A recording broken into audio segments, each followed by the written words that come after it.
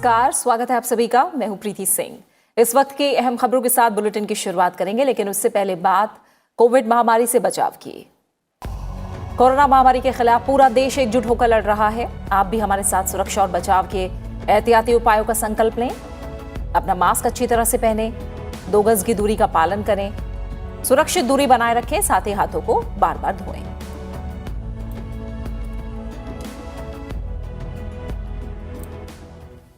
और अब शुरुआत करते हैं मुख्य समाचारों के साथ।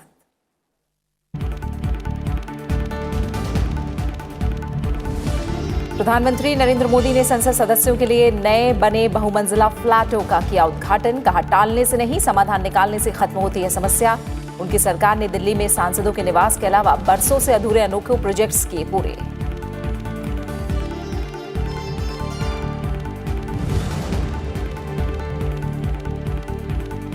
देश को नए दशक में आगे ले जाने के लिए महत्वपूर्ण भूमिका निभाएगी 18वीं लोकसभा। संसद के मानसून सत्र में हुए कामकाज की प्रधानमंत्री नरेंद्र मोदी ने की सराहना। कहा, ऐतिहासिक फैसलों के साथ कार्य उत्पादकता में राज्यसभा और लोकसभा ने हासिल किया नया मुकाम।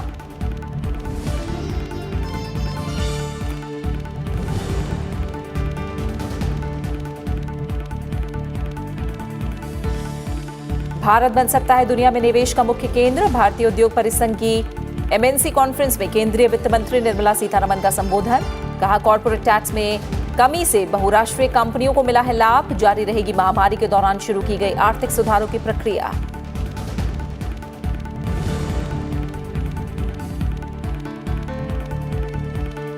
दक्षिणी तटीय राज्यों में चक्रवाती तूफान निवार की आशंका के मद्देनजर राष्ट्रीय आपदा प्रबंधन समिति की बैठक। कैबिनेट सचिव राजीव गौबा ने की अध्यक्षता। आंध्र प्रदेश, तमिलनाडु, पुडुचेरी के मुख्य सचिवों ने दी तैयारियों की जानकारी।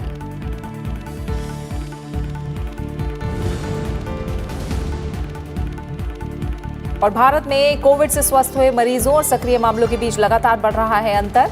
रिकवरी रेट 93.5% से ज्यादा बरकरार। सुप्रीम कोर्ट ने कोविड-19 की स्थिति पर केंद्र और सभी राज्यों से मांगी रिपोर्ट।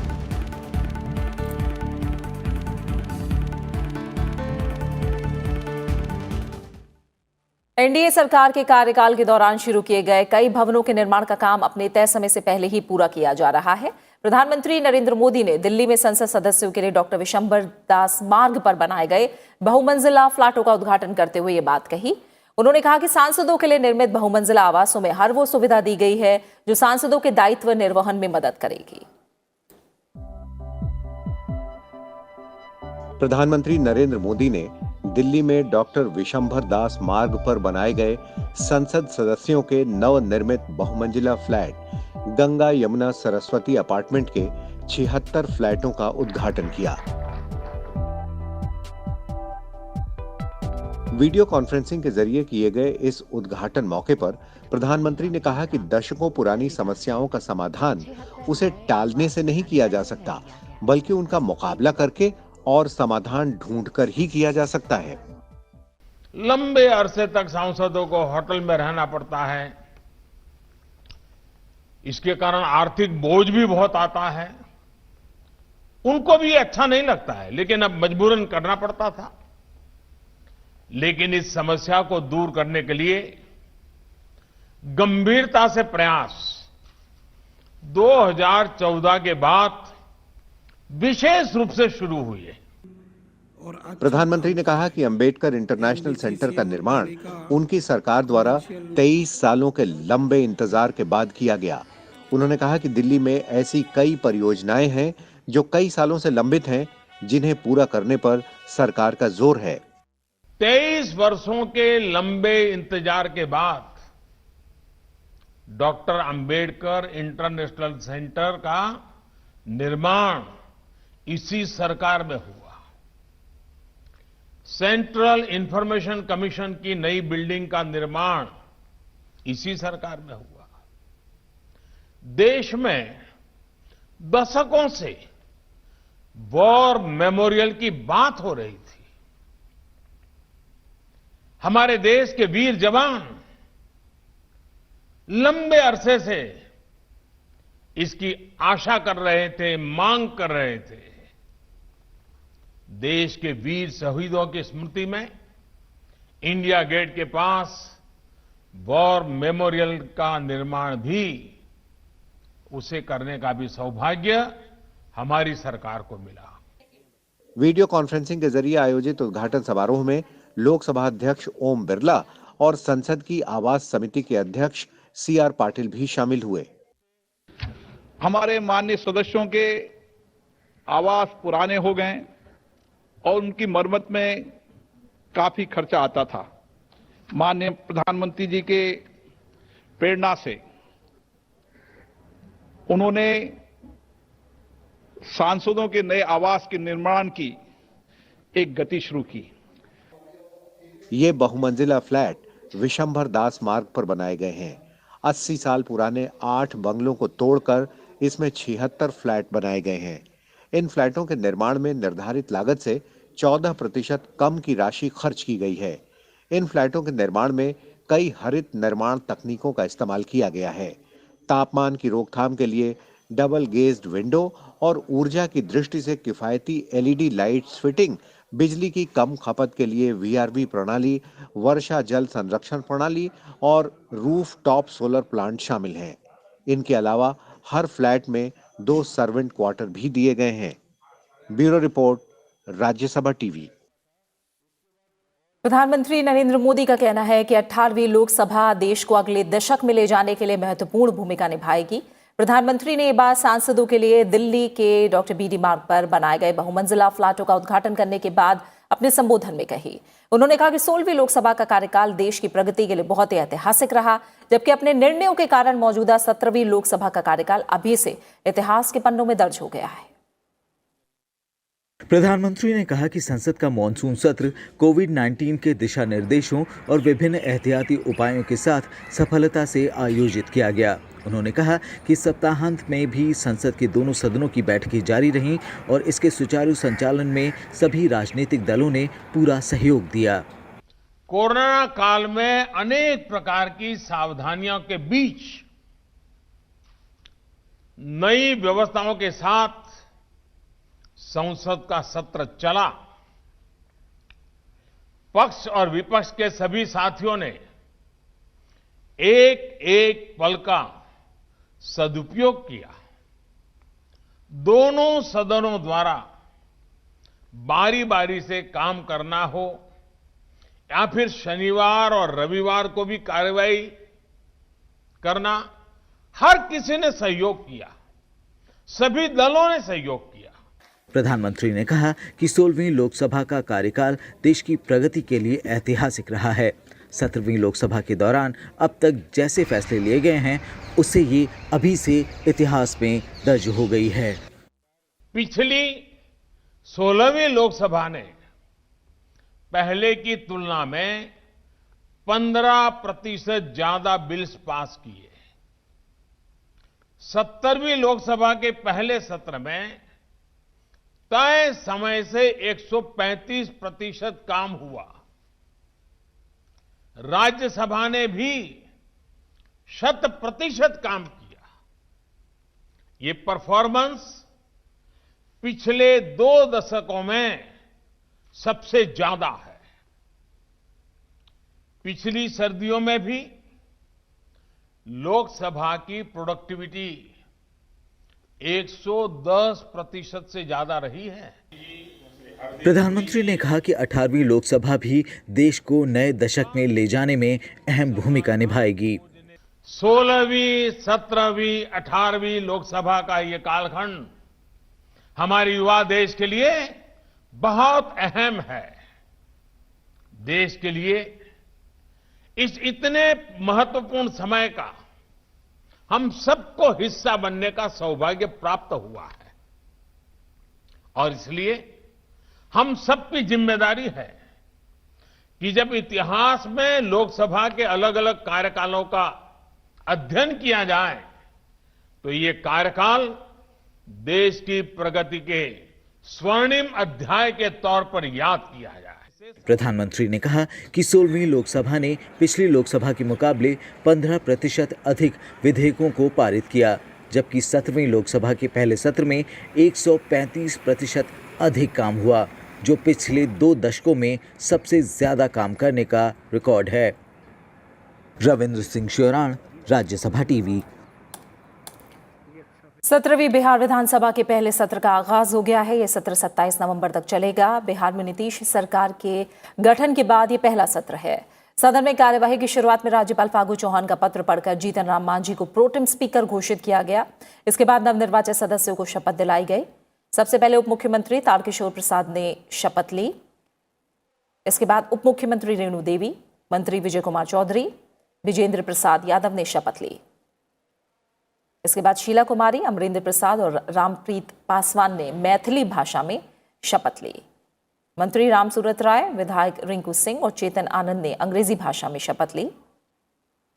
नए विधानसभा अध्यक्ष का चुनाव 25 नवंबर को होगा। इसके बाद 26 नवंबर को राज्यपाल फागू चौहान राज्य विधानमंडल के संयुक्त सत्र को संबोधित करेंगे। सत्र के आखिरी दिन 27 नवंबर को राज्यपाल के अभिभाषण के धन्यवाद प्रस्ताव पर चर्चा होगी। कोविड-19 महामारी के चलते इस बार बिहार विधानसभा का सत्र विस्तारित भवन स्थित सेंट्रल हॉल में आयोजित हो रहा है। महामारी को देखते हुए सभी नवनिर्वाचित विधायकों की कोविड जांच की जा रही है। सत्र के दौरान सभी के लिए मास्क पहनना अनिवार्य किया गया है। प्रोटेम स्पीकर जीतन राम मांझी ने सभी सदस्यों को सत्र के दौरान सुरक्षित दूरी बनाए रखने के निर्देश दिए हैं। नई विधानसभा में एनडीए के 125 सदस्य हैं, जबकि एक निर्दलीय विधायक ने भी सत्ताधारी गठबंधन को अपना समर्थन दिया है।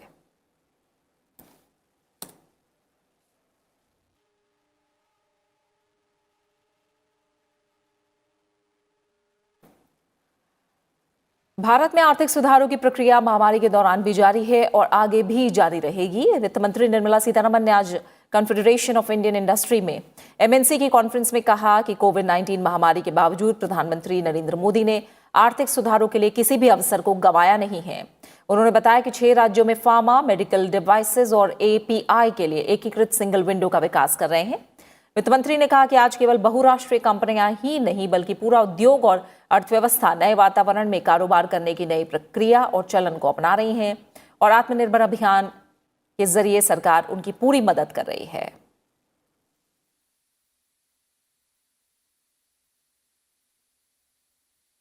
वित्त मंत्री निर्मला सीतारमण ने कहा कि टैक्स सुधारों की वजह से सूचना तकनीक क्षेत्र की कंपनियों को काफी लाभ मिला है। फेसलेस असेसमेंट की प्रक्रिया ने कंपनियों के बीच भेदभाव को मिटाया है और कानून का पालन करने की प्रक्रिया को भी आसान बनाया है।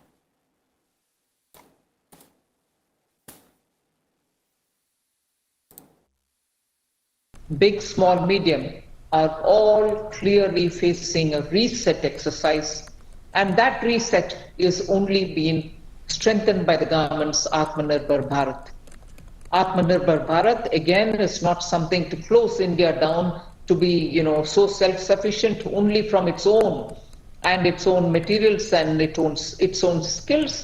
The call for Atmanirbhar is more to say, utilize our strength optimally, make sure our skills are able to calibrate and be of use, and make sure that India stands up on its strengths rather than be intimidated by the challenges. खबरें जारी हैं। हम लौट रहे हैं एक छोटे से ब्रेक के बाद।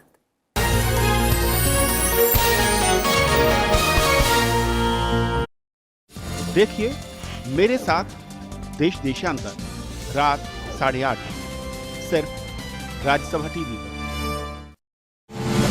आइए कोरोना से लड़ने के लिए एकजुट हों। हमेशा याद रखें, मास्क जरूर पहनें, हाथ साफ करते रहें, 2 गज की दूरी रखें। याद रखें, जब तक दवाई नहीं तब तक ढिलाई नहीं।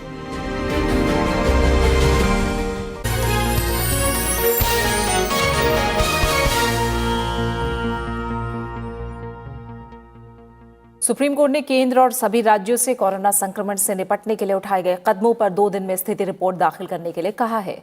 दिल्ली में कोविड-19 के बढ़ते मामलों को देखते हुए justice Ashok Bhushan, justice RS. Reddy और जस्टिस एम.आर. शाह की बेंच ने चिंता जताई। सुप्रीम कोर्ट ने कहा कि दिल्ली में पिछले 2 हफ्तों में हालात काफी बिगड़े हैं। साथ ही कोर्ट ने यह भी कहा कि अगर राज्यों ने पर्याप्त कदम नहीं उठाए तो दिसंबर में स्थिति बेहद गंभीर हो सकती है। सुप्रीम कोर्ट ने खासकर दिल्ली सरकार से मरीजों के प्रबंधन को लेकर ताजा रिपोर्ट दाखिल करने को कहा है। जवाब में दिल्ली सरकार ने कोर्ट को बताया कि दिल्ली में अस्पतालों में कोविड-19 मरीजों के लिए बिस्तर आरक्षित किए गए हैं। इस मामले में अगली सुनवाई शुक्रवार 27 नवंबर को होगी।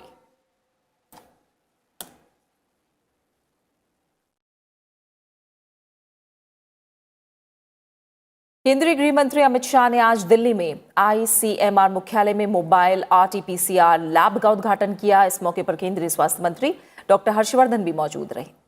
मोबाइल आरटी-पीसीआर लैब कोविड-19 का टेस्ट 499 रुपए की सस्ती दर पर आरटी-पीसीआर परीक्षण करेगा और इसके नतीजे 6 घंटे में मिल जाएंगे। ये प्रयोगशाला स्पाइस हेल्थ और सरकार की साझा पहल है। मोबाइल आरटी-पीसीआर लैब से उन लोगों की जांच की जा सकेगी जो लोग अस्पताल नहीं जा पाते। दिल्ली में कोरोना वायरस के बढ़ते मामलों पर काबू पाने के लिए जांच की संख्या में बढ़ोतरी की जा रही है। राजधानी दिल्ली में आरटी-पीसीआर जांच बढ़ाई गई है। पिछले 2 दिन से 21,000 से अधिक सैंपल की आरटी-पीसीआर जांच हुई है।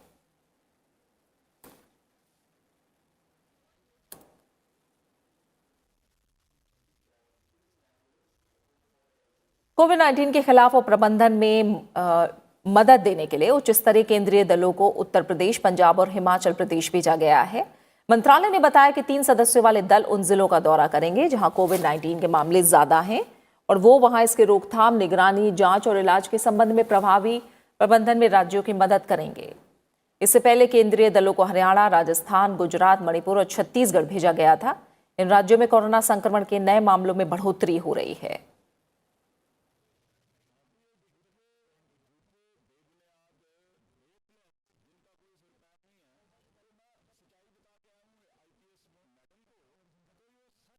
भारत में रिकवर्ड मामलों और सक्रिय मामलों के बीच का अंतर लगातार बढ़ रहा है। देश में सक्रिय मामलों की संख्या 5% से कम हो गई है, वहीं रिकवरी दर 93% से ऊपर बनी हुई है। देश में पिछले 16 दिनों से रोजाना 50,000 से कम मामले सामने आ रहे हैं। वहीं स्वस्थ होने वालों की संख्या और सक्रिय मामलों के बीच अंतर 81 लाख से ज्यादा हो गया है। पिछले 24 घंटों के दौरान कोविड-19 के 44,059 नए मामले सामने आने से संक्रमितों की कुल संख्या 91,39,866 हो गई है। इस दौरान 41,024 लोगों को उपचार के बाद छुट्टी दे दी गई है। इसके साथ ही अब तक 85,62,000 से ज़्यादा लोग स्वस्थ हो चुके हैं। वर्तमान में देश भर में 4,43,886 लोगों का इलाज चल रहा है, जो कोविड-19 के कुल मामलों का 4.85% है। पिछले 24 घंटों के दौरान संक्रमण से 511 लोगों की मृत्यु के साथ ही मृतकों की संख्या बढ़कर 1,33,738 हो गई है। इनमें से 74.95% मामले 10 राज्यों और केंद्र शासित प्रदेशों के हैं। राजधानी दिल्ली में पिछले 24 घंटों में 121 लोगों की कोरोना वायरस से मौत हुई है। वहीं महाराष्ट्र में 50 और पश्चिम बंगाल में 49 लोगों की मौत हुई है। आईसीएमआर के मुताबिक रविवार को देश भर में कोविड के 8,49,596 नमूनों की जांच के साथ ही अब तक 13 करोड़ 25 लाख से ज्यादा नमूनों की जांच की जा चुकी है। Bureau report, Rajya Sabha TV. Serum institute के साथ बनाई जा रही ऑक्सफोर्ड की वैक्सीन कोरोना वायरस से बचाव में असरदार पाई गई है। ऑक्सफोर्ड यूनिवर्सिटी ने कहा कि अंतरिम डेटा दिखाते हैं कि ऑक्सफोर्ड वैक्सीन 70% प्रभावी है। 2 डोज के रेजिमेन में दिखा है कि ये 90% असरकारक है। भारत के केंद्रीय स्वास्थ्य मंत्री डॉक्टर हर्षवर्धन ने भारत बायोटेक की वैक्सीन कोवैक्सीन को लेकर विश्वास जताया है कि इस वैक्सीन का ट्रायल 1 से 2 महीने में पूरा हो जाएगा। वैक्सीनेशन की शुरुआत के बाद पहले चरण में स्वास्थ्यकर्मी और 65 साल से अधिक उम्र वालों को वैक्सीन दी जाएगी। केंद्रीय स्वास्थ्य मंत्री डॉक्टर हर्षवर्धन ने कहा कि अगले साल सितंबर महीने तक 25 से 30 करोड़ भारतीयों को कोरोना वायरस की वैक्सीन दी जाएगी।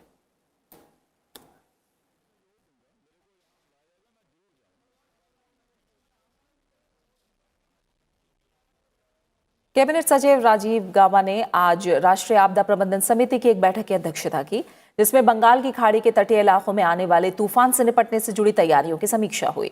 वीडियो कॉन्फ्रेंसिंग के जरिए हुई इस बैठक में आंध्र प्रदेश, तमिलनाडु और पुडुचेरी के मुख्य सचिवों ने राज्य की तैयारियों के बारे में जानकारी दी। उन्होंने बताया कि एनडीआरएफ और अन्य एजेंसियां किसी भी चुनौती से निपटने के लिए तैयार हैं। उन्होंने इस चुनौती को पूरा करने के लिए एनडीआरएफ और अन्य एजेंसियों के साथ समन्वय की भी जानकारी दी। बैठक में मौसम विभाग के महानिदेशक डॉक्टर मृत्युंजय महापात्रा ने वर्तमान स्थिति पर प्रस्तुति भी दी। उन्होंने कहा कि आंध्र प्रदेश, तमिलनाडु और पुडुचेरी में अगले 3 दिन में तटीय क्षेत्रों के तूफान से प्रभावित होने की आशंका है और इस बारे में संबंधित राज्य सरकारों के साथ स्थिति साझा की जा रही है। कैबिनेट सचिव ने कहा कि सभी का लक्ष्य लोगों का जान बचाने और प्रभावित क्षेत्रों में सामान्य स्थिति की जल्द बहाली है। उन्होंने कहा कि मछुआरों को समुद्र में ना जाने की सलाह को सख्ती से लागू किया जाना चाहिए। साथ ही ये भी कहा कि स्थिति के अनुसार कच्चे घरों में रहने वाले लोगों को उपयुक्त सलाह दी जा सकती है।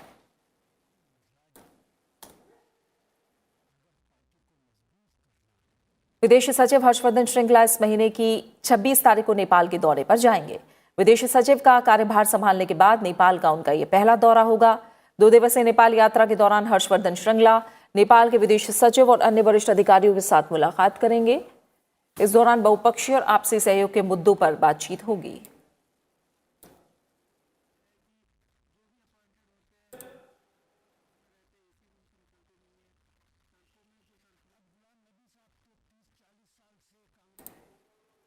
भारतीय नौसेना और रिपब्लिक ऑफ सिंगापुर नेवी ने आज से अंडमान सागर में द्विपक्षीय समुद्री अभ्यास किया।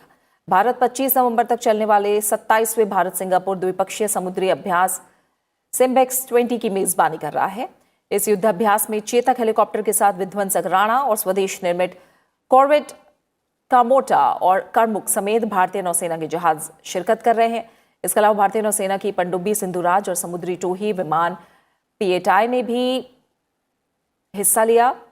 कोविड महामारी को देखते हुए इस बार युद्धाभ्यास संपर्क नहीं केवल समुद्र में के रूप में आयोजित किया जा रहा है। 1994 से हर साल आयोजित इस युद्धाभ्यास का मुख्य उद्देश्य आपसी अंतर संचालन को बढ़ाना और एक दूसरे की सर्वोत्तम प्रथाओं को सीखना है।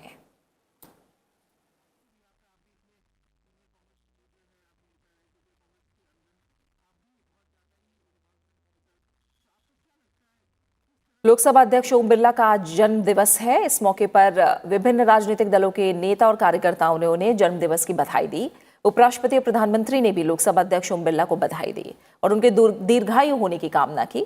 प्रधानमंत्री नरेंद्र मोदी ने कहा कि हमारे मृदुभाषी कर्तव्यनिष्ठ अध्यक्ष को जन्म दिवस की शुभकामनाएं। हमारे कर्तृत्ववान मितभाषी हमारे अध्यक्ष श्रीमान ओम बिरला जी का जन्मदिवस भी है।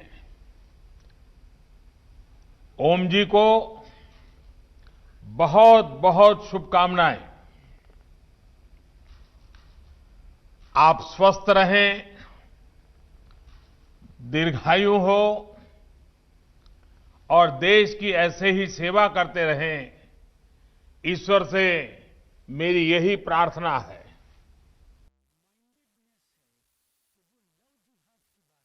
केंद्रीय गृह मंत्री अमित शाह ने भी लोकसभा अध्यक्ष को ट्वीट करके बधाई दी। अमित शाह ने कहा, माननीय लोकसभा अध्यक्ष श्री ओम बिरला जी को जन्मदिन की हार्दिक शुभकामनाएं। ईश्वर से आपके उत्तम स्वास्थ्य और दीर्घायु की कामना करता हूं। सदन के संचालन और उसकी गरिमा को बनाए रखने में आपका योगदान अद्भुत है। प्रभु आपको राष्ट्र और मानव सेवा के लिए निरंतर शक्ति प्रदान करे।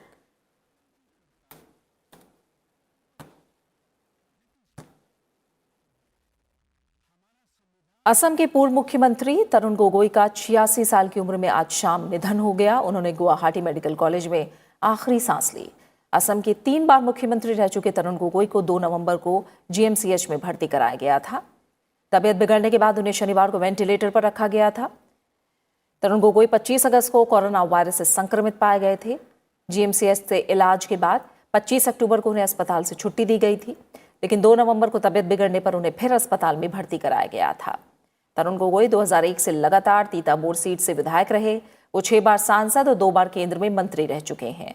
राष्ट्रपति, उपराष्ट्रपति और प्रधानमंत्री समेत कई नेताओं ने उनके निधन पर शोक जताया है।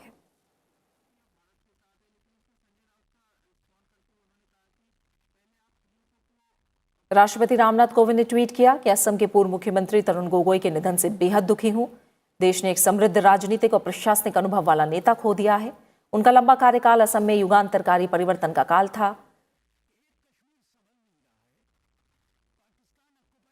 उपराष्ट्रपति वेंकैया नायडू ने अपने शोक संदेश में कहा कि असम के पूर्व मुख्यमंत्री और पूर्व केंद्रीय मंत्री तरुण गोगोई जी के निधन से दुखी हूं। अपने लंबे सार्वजनिक जीवन में आपने विभिन्न भूमिकाओं में राष्ट्र और प्रदेश की जनता की निष्ठापूर्वक सेवा की। जनसेवा में आपके योगदान को सदैव आदरपूर्वक याद किया जाएगा।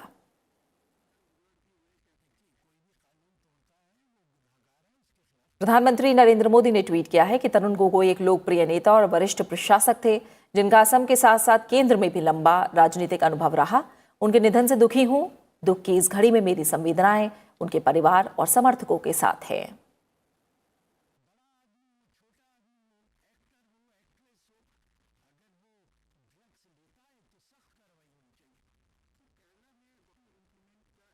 लोकसभा अध्यक्ष पूर्व प्रधानमंत्री मनमोहन सिंह समेत कांग्रेस के कई नेताओं ने तरुण गोगोई के निधन पर शोक जताया है। कांग्रेस के पूर्व अध्यक्ष राहुल गांधी ने ट्वीट किया कि तरुण गोगोई एक सच्चे कांग्रेसी नेता थे। उन्होंने अपना जीवन असम के सभी लोगों और समुदायों को एक साथ लाने के लिए समर्पित कर दिया। मेरे लिए वो एक महान शिक्षक थे। मैं उनको बहुत प्यार और सम्मान करता था।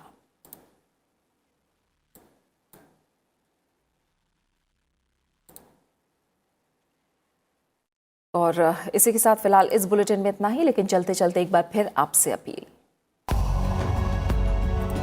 कोरोना महामारी के खिलाफ पूरा देश एकजुट होकर लड़ रहा है। आप भी हमारे साथ सुरक्षा और बचाव के एहतियाती उपायों का संकल्प लें। अपना मास्क अच्छी तरह से पहनें, 2 गज की दूरी का पालन करें, सुरक्षित दूरी बनाए रखें, साथ ही हाथों को बार बार धोएं। अपना अच्छे से ख्याल रखिए और मुझे दीजिए इजाजत। नमस्कार।